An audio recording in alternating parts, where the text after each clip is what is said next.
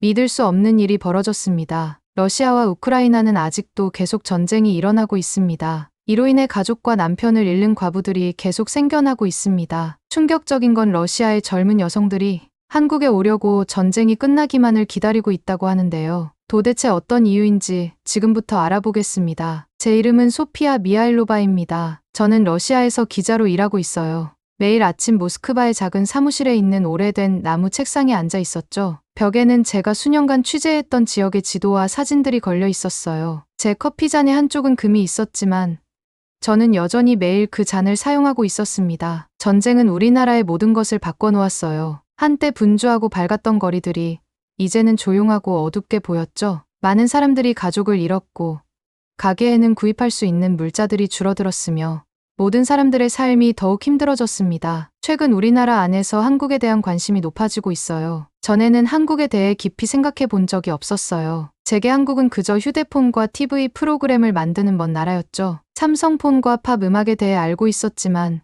그게 전부였습니다. 러시아 사람이 왜 한국에 관심을 가질까요? 추운 화요일 아침, 상사 세르게이 바실리에프가 저를 사무실로 불렀어요. 난방이 제대로 작동하지 않아 코트를 입은 채로 있었죠. 그의 책상 위에는 서류가 높게 쌓여 있었어요. 소피아, 새 임무가 있어요. 그는 저를 보지 않고 컴퓨터 화면만 응시하며 조용히 말했습니다. 전쟁에서 가족을 잃은 러시아 여성들에 관한 이상한 이야기가 돌고 있어요. 그들이 한국으로 이주하려 한다고 하네요. 저는 고개를 끄덕였지만 속으로는 이게 시간 낭비라고 생각했어요. 왜 우리나라 여성들이 다른 언어, 다른 음식, 모든 것이 달라 낯선 나라로 가고 싶어 할까요? 하지만 좋은 기자는 자기 생각을 제쳐두고 이야기를 따라가는 법이죠. 그래서 저는 노트북, 녹음기, 카메라를 오래된 가죽 가방에 넣었고 오랫동안 사용해온 삼성폰도 챙겼습니다. 그 폰은 요즘 많은 사람들이 쓰는 저렴한 중국산 폰들과 달리 믿을 수 있었고 사진도 잘 찍혔거든요. 다음 날 저는 상트페테르부르크로 가는 기차를 탔습니다. 회색 하늘 아래 눈이 많이 내리고 있었고 기차 창문엔 안개가 끼어 우리가 지나가는 숲과 작은 마을들이 거의 보이지 않았어요. 전쟁에서 남편이나 형제를 잃은 여성들로 이루어진 그룹을 만나러 가는 길이었습니다. 만남의 장소는 기차역 근처의 작은 카페였어요. 얼어붙은 걸음을 걷고 난 후 카페 안의 따뜻한 공기가 너무나 반갑게 느껴졌습니다. 카페 구석, 큰 테이블에 5명의 여성이 앉아 있었어요. 그들 모두 지쳐 보였지만 눈빛에서는 강인함이 느껴졌습니다. 그 중 한 여성, 이리나 페트로바가 먼저 입을 열었어요. 저는 6개월 전에 남편이 돌아가시기 전까지 교사였어요. 그녀는 한국의 수도 서울에서 찍은 사진이 담긴 휴대폰을 저에게 보여주며 말했어요. 얼마나 밝은지 보세요. 소피아. 그녀의 말투에는 정전도, 공습 사이렌도 없었고 사람들이 밤에도 안전하게 걸어 다닐 수 있다는 희망이 묻어 있었습니다. 그녀의 목소리에서 느껴지는 희망에 저는 놀랐어요. 이 여성들은 많은 것을 잃었지만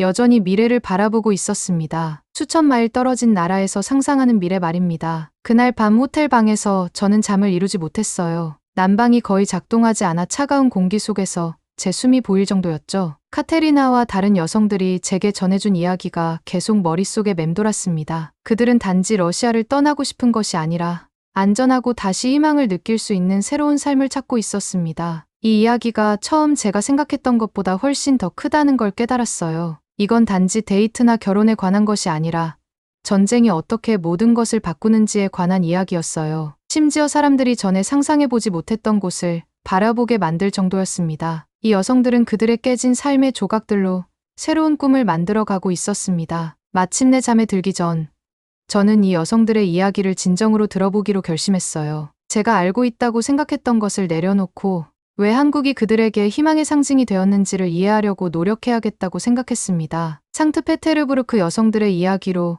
가득 찬 노트북을 들고 모스크바로 돌아왔어요. 그들의 말은 머릿속에서 떠나지 않는 파리의 웅얼거림처럼 계속 맴돌았죠. 하지만 저는 한국이 러시아보다 더 나은 나라일 거라는 그들의 주장을 온전히 이해하지 못했습니다. 러시아 여성들이 한국에서 더 나은 삶이 기다리고 있다고 믿는 것을 인정하고 싶지 않았어요. 왜냐하면 그것이 제 나라에 대해 좋은 감정을 불러일으켰기 때문이었으니까요. 집에 돌아왔을 때 제 아파트는 여전히 춥고 난방이 제대로 작동하지 않고 있었어요. 저는 따뜻한 차를 만들며 제 노트를 다시 살펴보았습니다. 그리고 그 여성들이 한국에 대해 마치 꿈의 나라처럼 이야기하고 있다는 사실을 곰곰이 되새겼어요. 그들은 한국 드라마, 한국 음식, 한국 기술에 대해 알고 있었고, 한 여성 마리나는 심지어 온라인 비디오로 한국어 단어를 배우기 시작했다고 말했어요. 이건 그냥 환상이야. 텅 빈 거실에 대고 큰 소리로 외쳤죠. 밖에 가로등 불빛이 번쩍이며 어둠을 뚫었고, 한 남성이 천천히 커피를 저으며 생각에 잠긴 듯 했어요. 그의 안경은 뜨거운 음료 때문에 뿌옇게 되어 있었죠. 넌 지금 뭔가 기자 같지가 않아. 그가 말했어요. 마치 직접 취재하기도 전에 이미 이야기가 결정되어 버린 사람처럼 들렸고, 그의 말투에는 씁쓸함이 묻어 있었습니다. 저는 항상 공정한 보도를 한다는 자부심을 가지고 있었거든요. 여성들은 그냥 TV 프로그램에서 본 꿈을 쫓고 있을 뿐이야. 제가 말했어요. 한국에서의 실제 생활은 그렇지 않을 거야. 라고 아르카디 예브게니에프가 웃으며 대답했어요. 내가 어떻게 알아? 난 한 번도 가본 적 없어. 한국 사람을 만나본 적도 없었어. 널 도울 수 있는 사람을 알아. 아르카디가 말했어요. 내 옛 교사 친구 엘레나 볼코바, 그녀는 8년 전에 한국 사업가와 결혼했어. 지금 서울에 살고 있지. 저는 엘레나와 이야기하고 싶지 않았어요. 그녀가 제 생각과 맞지 않는 것들을 말할까봐 두려웠거든요. 하지만 좋은 기자는 불편하더라도 이야기의 모든 면을 봐야 하죠. 다음 날, 엘레나와 화상통화를 위해 컴퓨터를 켰어요. 저는 어떻게든 다른 나라에서 수년간 살며 변화한 사람들의 모습을 기대했지만, 제 화면 속 엘레나는 40대의 어떤 러시아 여성과도 비슷해 보였어요. 그녀는 직선적인 갈색 머리, 진지한 눈과 표정을 지녔고, 단순한 파란색 스웨터를 입은 채 현대적으로 보이는 부엌에 앉아 있었어요. 한국에 있는 러시아 여성들에 대해 알고 싶은 거죠. 우리가 자기소개를 마친 후 그녀가 조용히 물었어요. 네. 제가 말했어요. 전쟁에서 가족을 잃고 그곳으로 이주하고 싶어하는 여성들에 대해 글을 쓰고 있어요. 그들이 한국 생활에 대해 비현실적인 생각을 가지고 있다고 생각해요. 엘레나의 눈이 좁아지더니 물었어요. 그들의 생각이 비현실적이라고 생각하는 이유가 뭐죠? 얼굴이 붉어지는 걸 느꼈어요. 그들은 한국 드라마와 소셜 미디어에 기반의 의견을 내고 있어요. 그건 실제 생활이 아니잖아요. 실제 생활에 대해 말씀드릴게요. 그날 1시간 동안 엘레나는 서울에서의 삶에 대해 이야기했어요. 그녀는 어떤 것도 미워하지 않았고, 한국어 배우기의 어려움, 때때로 외부인으로 느껴지는 점, 그리고 러시아 가족에 대한 그리움에 대해서도 솔직하게 털어놓았어요. 시간이 길게 느껴질 정도였어요. 사람들은 매우 열심히 살아가고 있어요. 한국 문화는 행동 방식에 대한 엄격한 규칙이 있어서 편안함을 느끼기까지 몇 년이 걸리죠. 그녀가 말했어요. 저는 고개를 끄덕이며 제 생각이 맞았음을 느꼈어요. 엘레나는 계속해서, 하지만 여기에는 러시아에서는 볼 수 없는 것들이 있어요. 안정성, 안전, 좋은 의료 서비스, 깨끗한 거리, 그리고 가장 중요한 건 내일이 오늘보다 더 나을 거라는 느낌이에요. 라고 덧붙였어요. 그녀는 카메라를 통해 자신이 사는 아파트를 보여주었어요. 작지만 현대적이고 큰 창문과 3가지 가전 제품이 갖춰진 집이었죠. 그리고 노트북을 창가로 가져가 서울의 정경 밤하늘에 불을 밝힌 높은 건물들, 두려움 없이 거리를 걷는 사람들, 늦게까지 문을 연 상점들을 보여주었어요. 당신이 만난 여성들은 바보가 아니에요. 소피아, 누군가가 말했어요. 그들은 여기서의 삶이 완벽하지 않다는 걸 알고 있어요. 하지만 그들은 전쟁으로 찢겨진 곳이 아닌 새롭게 시작할 기회를 찾고 있는 거예요. 우리가 작별 인사를 한 후, 저는 오랫동안 어두운 아파트에 앉아 있었어요. 밖에서는 경찰 사이렌이 울렸고, 이웃집 아기가 얇은 벽을 통해 울음소리를 냈어요. 제 냉장고는 반쯤 비어 있었는데, 많은 음식들이 구하기 어렵거나 이제 너무 비싸졌기 때문이었죠. 저는 너무 좋아하던 삼성폰에 대해 생각했어요. 그 폰은 한국에서 만들어졌고, 제가 가졌던 어떤 폰보다도 더 잘 작동했어요. 그런데 한국에 가면 과연 이 외에도 행복을 가져다 줄 것들이 있을까요? 이 여성들이 여기서는 더 이상 찾을 수 없는 무언가를 그곳에서 찾을 수 있을까요? 다음 날 아침, 저는 편집장에게 전화했어요. 더 많은 여성들을 인터뷰할 필요가 있어요. 그리고 한국에 대해 더 많이 알아야 해요.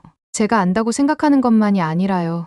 편집장은 놀란 기색을 보이며, 무엇이 당신의 마음을 바꾼 건가요? 라고 물었어요. 엘레나가 제 노트북에 적어둔 이야기를 바라보니 아직 이 이야기를 말하기에 충분히 알지 못하게 해준 한 사람을 만난 것이 분명했어요. 좋은 기자는 글을 쓰기 전에 먼저 들어야 하죠. 라고 제가 말하며 전화를 끊었어요. 그 후 저는 새로운 감정을 느꼈어요. 호기심이었지만 무시하지 않고 이해하고 싶었어요. 그러기 위해서는 전에 고려하지 않았던 가능성들의 마음을 열어야 했습니다. 엘레나와의 대화 후 저는 모든 것을 다르게 보기 시작했어요. 갑자기 모든 것이 더 선명하게 보였고, 전에는 보지 못했던 것들을 알아차리기 시작했어요. 어느 날 아침, 제 삼성폰이 작동을 멈췄어요. 저는 수년 동안 그 폰으로 사진을 찍고 인터뷰를 녹음하며 취재를 위해 사람들에게 전화를 걸었는데 그 폰은 제 믿음직한 도움이었어요. 하지만 이제 무슨 일을 해도 화면은 까맣게 꺼진 채였어요. 저는 그 폰을 구입했던 전자제품 가게로 갔어요. 가게는 한때 삼성과 LG 제품으로 가득했던 선반들이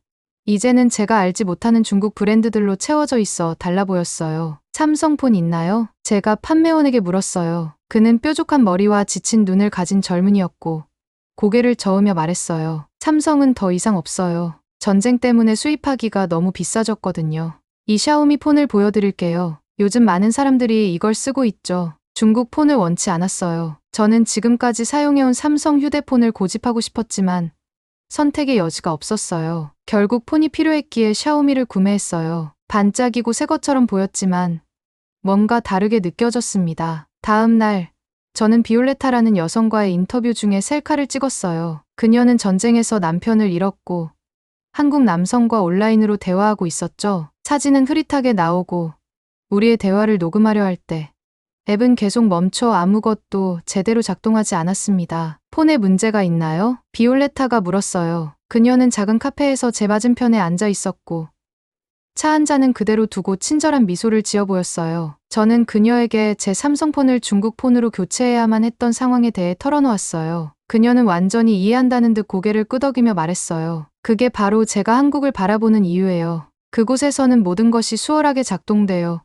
품질이 중요하죠. 서울로 이주한 제 친구는 지하철도 정확한 시간에 운행한다고 하더라고요. 집으로 돌아가는 길, 비올레타가 한 말이 계속 맴돌았어요. 이건 단지 폰에 관한 문제가 아니라 제대로 돌아가는 삶, 믿을 수 있고 이치에 맞는 것들이 있는 삶을 원하는 문제였어요. 아파트에 도착했을 때 저는 새로운 생각이 떠올랐어요. 엘레나에게 이미 한국으로 이주한 러시아 여성들과 대화할 수 있도록 도와줄 수 있는지 물어봐야겠어. 그러자 그녀는 노력해 보겠다고 대답했어요. 일주일 후, 저는 컴퓨터 앞에 앉아 화상통화로 러시아와 한국의 커플들을 만나는 자리에 참여하고 있었어요. 이번에는 알리나가 그들을 찾는 일을 도와줬습니다. 이들은 단순히 TV에서 본 꿈이 아닌 실제 이야기를 지닌 진짜 사람들이었죠. 첫 번째 커플은 카페에서 만난 알리사와 그녀의 남편 태민이었습니다. 그들은 바다가 있는 도시 부산에 살고 있었어요. 알리사는 오빠가 전쟁에서 목숨을 잃은 후 러시아를 떠났고 폰의 카메라로 그들의 아파트를 보여줬습니다. 작지만 매우 깨끗하고 현대적인 집이었으며 모든 것이 새 것처럼 보였어요. 제 한국어는 여전히 형편없어요. 알리사가 웃으며 말하며 선반 위의 책들을 가리키며 매일 공부하고 있다고 덧붙였어요. 그러자 태민이 화면에 나타나 알리사에게 차 한 잔을 건네며 출근 전에 부드럽게 어깨를 감싸는 작은 제스처를 보였습니다. 그 작은 행동이 사람들이 서로 다른 방식으로 사랑을 표현하는 방법에 대해 다시 한번 생각하게 했습니다. 두 번째 커플은 엘라와 그녀의 남편 민석이었어요. 그러나 그들의 이야기는 그렇게 행복하지 않았습니다. 엘라는 지쳐 보였고 생각보다 더 힘들어요. 언어가 너무 어려워요. 러시아 음식이 그리워요 라고 솔직하게 인정했어요. 민석의 부모님은 그가 왜 외국인과 결혼했는지 이해하지 못한다는 말도 덧붙였죠. 저는 모든 이야기를 빠짐없이 받아 적었어요. 다른 나라로 이주하는 것이 마법 같은 해결책이 아니라는 어려운 현실의 단면을 여실히 보여주는 중요한 이야기였습니다. 세 번째로 소개한 인물은 커플이 아니었어요. 그 이야기는 서울로 이주했다가 3개월 만에 러시아로 돌아온 레나의 경험이었습니다. 레나는 온라인으로 만난 한 한국 남자가 정직하지 않았다고 털어놓았어요. 그녀의 얼굴에는 화와 상처가 역력해 보였죠. 그 남자는 아내를 원한 게 아니었어요. 오히려 자신의 집을 청소하고 어머니를 돌봐줄 사람을 찾고 있었어요. 라고 말하며 그 이야기를 듣는 내내 저는 답답함을 느꼈습니다. 레나의 경험은 모든 여정이 행복한 결말로 이어지지 않으며 낯선 사람들을 맹신할 때 실제 위험에 직면할 수 있음을 상기시켜 주었습니다. 그날 저녁, 한 한국인 기자인 현우로부터 이메일을 받았습니다. 그는 온라인에서 제 이전 기사들을 읽었고 한국 측에서도 같은 주제로 글을 쓰고 있었다며 정보를 공유하고 싶어 했어요. 이건 전혀 예상치 못한 일이었고 저는 전에 다른 나라의 기자와 함께 일해본 적이 없었기에 그를 신뢰해도 될지 확신이 없었지만 호기심이 이성을 이겨 결국 답장을 보냈습니다. 현우와 저는 며칠마다 이메일을 주고받기 시작했어요. 그는 한국의 남성들, 특히 시골 지역에 사는 이들이 러시아 여성들을 만나는데 관심이 많다고 전했습니다. 또한 많은 한국 여성들이 대도시로 이주함으로써 시골 남성들이 홀로 남게 되는 상황에 대해서도 언급했어요. 현우는 이에 관한 한국 신문 기사들을 보내주며 한국 내에서 러시아 여성들에 대한 관심과 전쟁에 대한 우려가 동시에 존재한다고 덧붙였습니다. 일부 사람들은 도움을 주고 싶어 하지만 또 다른 이들은 단지 아내를 원할 뿐이에요. 라는 그의 한 이메일 한 줄이 이 문제의 복잡함을 여실히 드러냈습니다. 현우의 시각을 통해 저는 러시아를 다르게 보기 시작했습니다. 우리가 당연하게 여겼던 물건을 구하기 위한 긴 줄,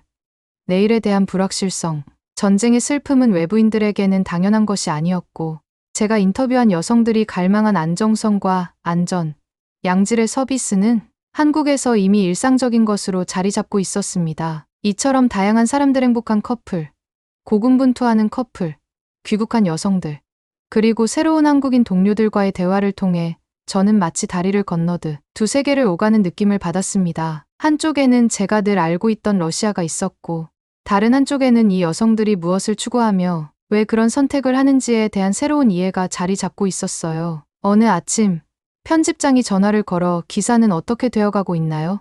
라고 물었을 때 저는 생각보다 더 큰 이야기입니다. 그리고 그 이야기는 더욱 복잡해요. 이 여성들은 단순히 남편을 찾기 위해서가 아니라 모든 것을 잃은 후 새로운 삶의 방식을 모색하고 있는 거예요. 라고 대답했습니다. 전화기 너머로 잠시 침묵이 흘렀고 그러던 중 편집장이 저를 놀라게 하는 말을 덧붙였습니다. 아마도 당신이 직접 가봐야 할 것 같네요. 한국을 직접 보세요. 그 말에 제 심장은 더 빠르게 뛰기 시작했습니다. 정말로 그 문턱을 넘을 수 있을까요? 다른 사람들이 왜 떠나고 싶어 하는지를 이해하기 위해 제가 직접 러시아를 벗어나야 할까요? 그 생각은 설렘과 두려움을 동시에 안겨주었습니다. 네, 가봐야 할 것 같아요. 저는 단호하게 말했습니다. 2주 후 저는 한국 서울로 가는 비행기에 올랐습니다. 이 이야기가 중요하다고 신문사를 설득한 후 여행 비용 지원까지 받게 되었죠. 비행기가 산과 바다 위를 날아갈 때 저는 작은 창문 밖을 바라보며 긴장감에 배가 꽉 조여드는 느낌을 받았습니다. 이렇게 러시아에서 멀리 여행하는 것은 제게 처음 있는 일이었으니까요. 밤에 비행기가 착륙했을 때 제가 처음 알아차린 것은 불빛이었습니다. 다채로운 간판들이 거리를 밝히고 있었고 높은 건물들은 마치 별처럼 빛나고 있었어요. 모스크바에서는 전쟁 중 에너지를 절약하기 위해 밤이 어둡게 변해 있었지만 여기서는 모든 것이 환하게 빛나고 있었습니다. 제 호텔은 도시 중심부에 있었어요. 방은 작았지만 매우 깨끗했고 침대는 부드러웠으며 샤워실에서는 뜨거운 물이 바로 나왔습니다. 러시아의 제 아파트에서 때때로 뜨거운 물을 위해 1시간을 기다려야 했던 것과는 확연히 달랐어요. 저는 창가에 서서 아래 거리를 걷는 사람들을 바라보았는데 그들은 모두 편안해 보였고 아무도 서두르거나 걱정스러운 표정으로 뒤를 돌아보지 않았습니다. 다음 날 아침 저는 이메일을 주고받았던 한국인 기자 현우를 직접 만나러 갔습니다. 그는 저보다 젊었고 단정한 검은 머리와 둥근 안경을 쓰고 있었어요. 우리는 마치 외국에서 온 듯한 분위기의 커피숍에서 만났습니다. 모든 것이 하얗고 유리로 되어 있어 세련된 느낌을 주었어요. 서울에 오신 것을 환영합니다. 현우가 미소를 지으며 말했어요. 그의 러시아어는 꽤 능숙했죠. 여기 있으니 어떤 느낌이 드세요? 제가 물었어요. 이상한 느낌이에요. 그에게서 대답이 돌아왔어요. 여기서는 모든 것이 너무나도 잘 작동하고 있었거든요. 지하철은 표지판에 표시된 정확한 시간에 도착했고 거리는 깨끗했으며 인터넷 속도도 매우 빨랐습니다. 민지는 제가 한국으로 이주한 여러 러시아 여성들을 만날 수 있도록 준비해 놓았어요. 그 후 한 주 동안 저는 15명의 다른 여성들과 이야기를 나누었습니다. 그들의 사연이 제 노트북과 마음을 가득 채웠어요. 율리아는 전쟁에서 오빠와 남편 모두를 잃은 30대 여성으로 이제는 한국 사업가들에게 러시아어를 가르치고 있었습니다. 우리는 분홍색과 흰색 꽃이 피기 시작한 공원을 함께 걸었어요. 민준이 이 꽃들은 벚꽃이라 불린다고 말하자 제가 율리아에게 러시아를 떠나는 게 힘들었나요? 라고 물었어요. 그녀는 꽃잎들이 눈처럼 떨어지는 모습을 지켜보며 조용히 대답했어요. 가장 힘든 부분은 그곳을 떠나는 것이 아니라 내 나라가 더 이상 나에게 미래를 줄 수 없다는 것을 받아들이는 거였어요. 그녀의 말은 제 가슴을 아프게 했고 저는 방어적인 기분이 들어 그녀와 논쟁하고 싶을 정도였어요. 하지만 저는 기자였습니다. 제 일은 논쟁하는 것이 아니라 이야기를 귀담아 듣는 것이었죠. 며칠 후 저는 서울에 있는 작은 러시아 레스토랑을 방문했습니다. 그곳의 주인은 전쟁이 시작되기 몇 년 전에 한국 여성과 결혼한 러시아 출신 요리사로 고향의 향기가 물씬 풍기고 있었어요. 벽에는 서울의 사진들 옆에 모스크바와 상트페테르부르크의 사진들이 걸려 있었고 러시아인과 한국인이 함께 테이블에 앉아 식사하며 이야기를 나누고 있었어요. 매주 더 많은 러시아인들이 옵니다. 그들은 음식을 즐기러 오지만 사실은 여기서 새로운 집을 만들면서 고향을 기억하기 위해 오는 거예요. 요리사는 제게 그렇게 말하며 따뜻한 미소를 지었어요. 저는 러시아와 한국 사람들이 함께 이야기하는 모습을 지켜보았습니다. 때로는 서로 단어를 몰라 어색한 손짓을 쓰기도 했고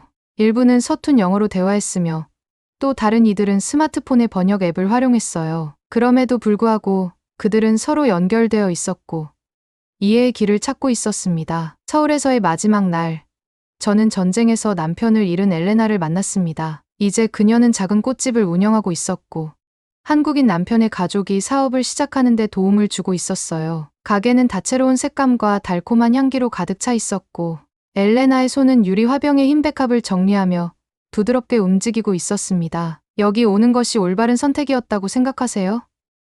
제가 조심스레 물었어요. 이 질문은 제가 지금까지 모든 사람에게 던져왔던 물음이었고 엘레나는 잠시 꽃 정리를 마친 후에야 대답했어요. 저는 제 남편이 전쟁에서 죽는 것을 받아들이지 않았어요. 정부가 그의 시신을 돌려줬을 때 빈말만 기대했던 적 없었죠. 제 유일한 선택은 살아남아 다시 숨 쉴 수 있는 곳을 찾는 것이었어요. 그러면서 그녀는 제게 흰 백합 하나를 건네주었어요. 부드러운 꽃잎과 달콤한 향기를 지닌 그 꽃은 마치 희망의 상징처럼 느껴졌습니다. 저는 조심스럽게 그 꽃을 품에 안았어요. 그 순간 엘레나의 작은 가게에서 저는 중요한 깨달음을 얻었습니다. 이 여성들은 러시아를 완전히 포기한 것이 아니었어요. 오히려 그들은 자신을 포기하기를 거부하며 자신들의 언어와 이야기를 모르는 곳에서도 다시 시작할 힘을 찾아낸 것이었습니다. 그것은 상상할 수 없는 용기가 필요했죠. 그날 저녁, 호텔로 돌아가는 길에 서울은 다시 밤을 위해 불을 밝히고 있었습니다. 사람들은 일을 마치고 집으로 서둘러 가거나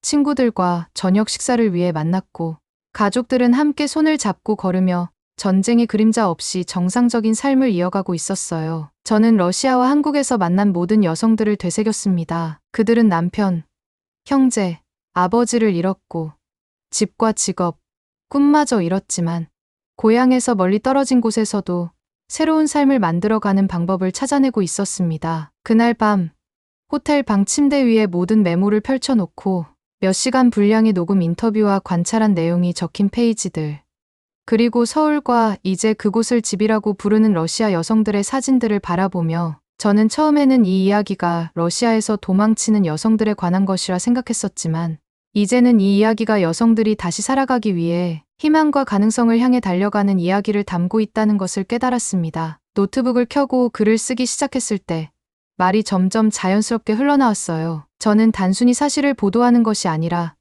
인간에 관한 깊은 이야기를 세상에 전하고 있었습니다. 사람들이 모든 것을 잃고도 여전히 다시 시작할 힘을 찾는 방법에 관한 이야기.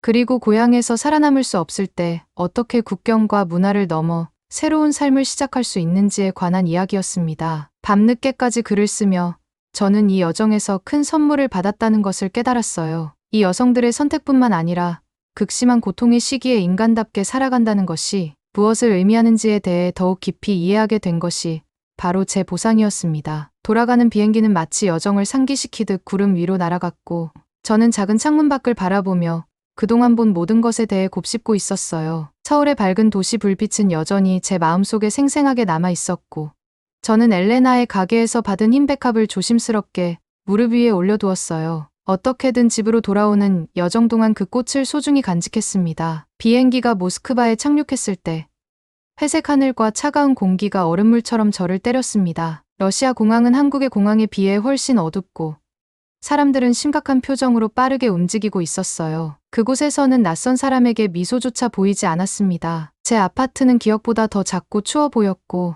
수도관에서는 이상한 소리가 나며 냉장고는 너무 시끄럽게 윙윙거리고 있었습니다. 전에 결코 알아차리지 못했던 작은 것들이 이제는 너무도 분명하게 다가왔습니다. 저는 엘레나의 백합을 물이 담긴 유리잔에 담아 부엌 테이블 위에 올려두었어요. 하얀 꽃잎은 제 칙칙한 아파트에서 마치 다른 세계에서 온 방문객처럼 어색하게 자리하고 있었습니다. 다음 날 아침, 저는 편집장 지연을 만나러 갔습니다. 그의 사무실은 도처에 쌓인 서류들로 가득했고 재떨이에 담배가 타며 방을 연기로 채우고 있었어요. 지연은 눈 밑에 다크서클이 있어 매우 피곤해 보였습니다. 한국으로 도망치는 러시아 신부들에 대해 말해봐. 그가 의자에 기대며 말했어요. 그런 종류의 헤드라인은 신문이 잘 팔리지 않습니다. 제가 단호히 고개를 저으며 말했어요. 그건 진짜 이야기가 아니에요. 이들은 단지 어떤 방법으로든 빠져나가길 원하는 절박한 여성들이 아니라 전쟁에서 모든 것을 잃은 후 어려운 선택을 하는 강한 사람들이에요. 지연은 눈살을 찌푸리며 잠시 생각에 잠겼습니다. 단순하고 흥미로운 무언가를 원했지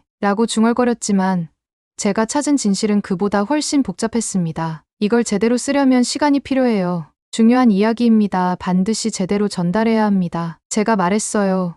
그 후 한 주 동안 저는 아파트에 머물며 밤낮으로 글을 썼습니다. 모든 메모를 바닥에 펼쳐놓고 녹음된 인터뷰를 반복해서 들으며 서울과 그곳에서 만난 러시아 여성들의 사진을 보았습니다. 천천히 진짜 이야기가 만들어지고 있었습니다. 저는 한국 핸드폰이 어떻게 많은 러시아인들이 원하는 품질을 보여주는지, 서울의 러시아 레스토랑에서 사람들이 새로운 삶을 구축하면서도 고향의 기억을 맛볼 수 있는지, 그리고 러시아어 단어를 배우며 한국 남성과 어른들에게 인사하는 법을 익히는 여성들에 대해 썼습니다. 가장 중요하게는 사람들이 모든 것을 잃은 후에도 어떻게 희망을 찾는지, 그들이 어떻게 바다와 언어 장벽을 넘어 새로운 삶을 만들어내는지, 그리고 용기가 때때로 모든 익숙한 것을 뒤로하는 결단을 의미하는지에 관한 이야기였습니다. 기사를 마쳤을 때 그것은 보통의 신문 기사보다 훨씬 길었고 마치 작은 책과도 같았습니다. 지연은 심각한 표정으로 천천히 읽었고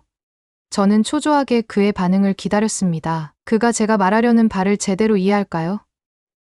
제 마음속에 의문이 스쳤습니다. 마침내 지연이 말했어요. 정말 좋아. 이걸 특별 시리즈로 출판하자. 2주 후 제 이야기는 신문에 실렸고 반응은 즉각적이었습니다. 일부 독자들은 분노하며 제가 글을 쓴 여성들이 러시아를 떠난 것에 대해 배신자라고 비난했지만 다른 여성 독자들은 그들이 미처 고려하지 않았던 가능성을 보여준 점에 대해 감사의 글을 남겼습니다. 가장 놀라운 것은 한국 대사관에서 온 이메일이었어요. 당신을 러시아 한국 연결에 관한 문화 프로그램에서 연설하도록 초대합니다. 당신의 두 문화에 대한 깊은 이해는 매우 가치가 있습니다. 라는 내용이었습니다. 서울 여행 6개월 후 저는 모스크바의 한 대학 강의실 앞에 서 있었습니다. 모든 좌석은 학생들로 가득 찼고 일부는 방 뒤쪽에 앉아 있었어요. 저는 이제 생존 이주라 부르는 예상치 못한 곳에서 새로운 집을 찾는 방법에 대해 이야기하기 위해 그 자리에 있었습니다. 질문 시간에 한 젊은 여성이 손을 들며 물었습니다. 당신은 이제 한국을 다르게 보나요? 저는 모스크바로 돌아왔을 때 구입한 삼성폰을 생각했습니다. 비록 그 가격이 정상의 3배였지만